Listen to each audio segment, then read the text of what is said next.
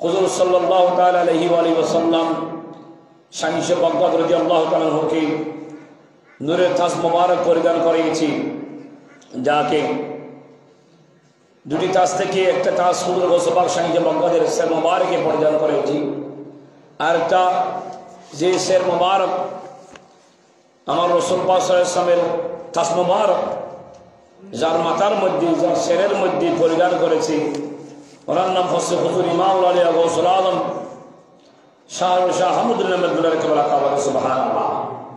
এটা আমি বলতেছি না, ইমাম শের বাংলা বলেছেন, তাজ দু বুদা বদস্ত সরওয়ারে পয়গম্বরা ইকনে হাদা বরসরে শাহ আহমদুল্লাহ বেগমা।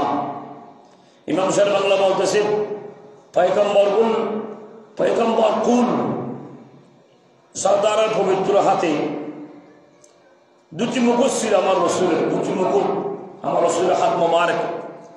নিঃসন্দেহ তোর মধ্যে একটি মুকুট হচ্ছে হযরত শাহ আহমদুল্লাহ বেগম হযরত আহমদুল্লাহ রাদিয়াল্লাহু তাআলা আনহু সেই মোবারকে পরিধান করেছে। সুবহানাল্লাহ। ইমাম সাহেব বলছেন। দ্বিতীয় কৌলের মধ্যে দেখি, তাজ দিগর বরসরে শাহ জিলানি নেহা जा सबर बर गर्दने हर औलिया पायुष नहा। ইমাম শের বাংলা বলতেছে, দেওয়ানা হাদিস শরীফের মধ্যে 121 নম্বর পৃষ্ঠা, 120 এবং 121 নম্বর পৃষ্ঠাতে ইমাম শের বাংলা বলতেছে, অপর মুকুটটি যিনি জিলান শহর তথা জিলানি রাদিয়াল্লাহু তাআলা আনহু শামসে বাগদাদ রাদিয়াল্লাহু তাআলা আনহু ওনার শের মোবারকে পরিয়ে দিয়েছেন। সুবহানাল্লাহ। এরপরে কি, আউলিয়া যা সবর বর গরদানে হার আউলিয়া ফায়স নেহার। এরপর ইমাম শের বাংলা বলতেছে, ওই কারণে তার স্মরণ মোবারক প্রতিটি অলির গাট মোবারকে স্থাপিত। সুবহানাল্লাহ। সমস্ত বলিদের কাদের মধ্যে শামসে বাগদাদের দুইফা মোবারক। সুবহানাল্লাহ। আমার রাসূল পাক সাল্লাল্লাহু আলাইহি ওয়াসাল্লামের দুইফা মোবারক ছিল, যখন মেরাজে যাচ্ছে রপ হয়েছিল হুজুর শামসে বাগদাদ, আমার রাসূল মেরাজে গেছিল যখন জিবরিল আমিন সেরেন্ডার করেছিল, আর যেতে পারবো না, রুহ জগৎ থেকে শামসে বাগদাদ এসে বলতেছে, ইয়া রাসূলুল্লাহ, আমি আপনার আওলাদ, আমি রফ হয়েছি, আপনার দুই ফা মোবারক আমি আব্দুল কাদেরের কাঁধে দেন, আপনাকে আমি রফ হয়ে আপনাকে মেরাজে তবে আল্লাহর দিদার পর্যন্ত, আল্লাহ পর্যন্ত আমি পৌঁছে দেবো। সুবহানাল্লাহ। আমার রাসূলের কাঁধ মোবারক ফা মোবারক ছিল, শামসে বাগদাদের কাঁধ মোবারকে, আর শামসে বাগদাদের ফা মোবারক সমস্ত আউলিয়াদের কাঁধ মোবারকের মধ্যে। সুবহানাল্লাহ। এর হাজরিন,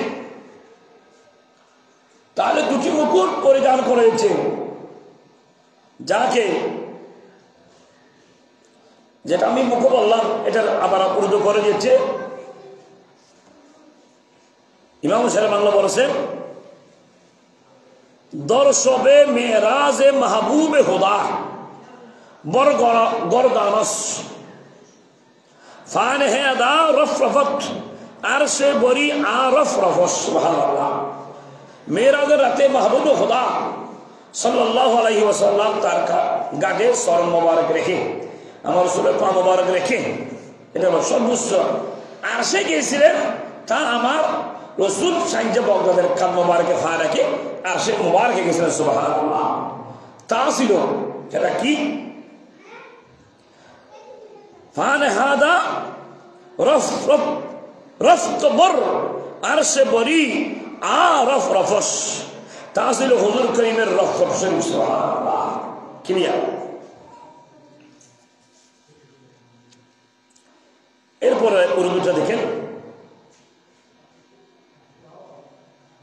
अंदरा आदम दफ्त महबूब खुदा आज मुजीज बोया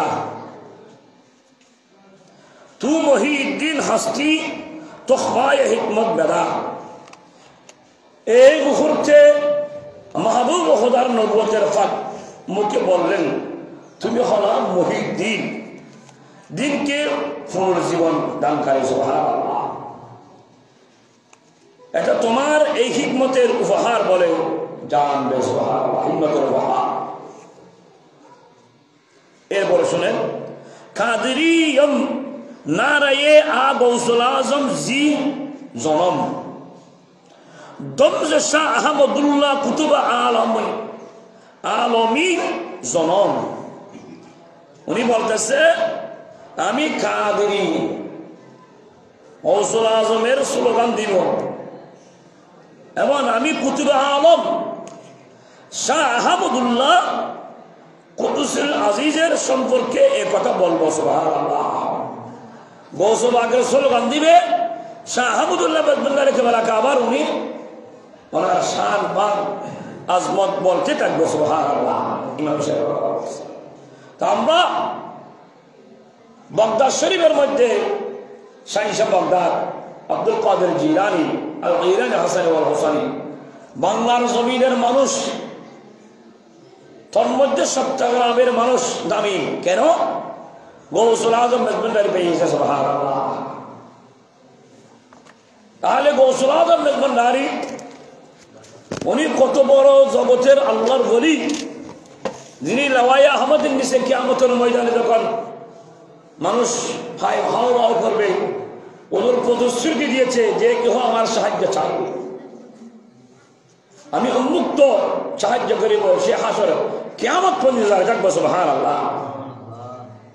হাজরিন, উনি যখন দুনিয়ার মধ্যে তশরিফ আনতেছি হযরত শাহ আহমদুল্লাহ দেখেন আমাদের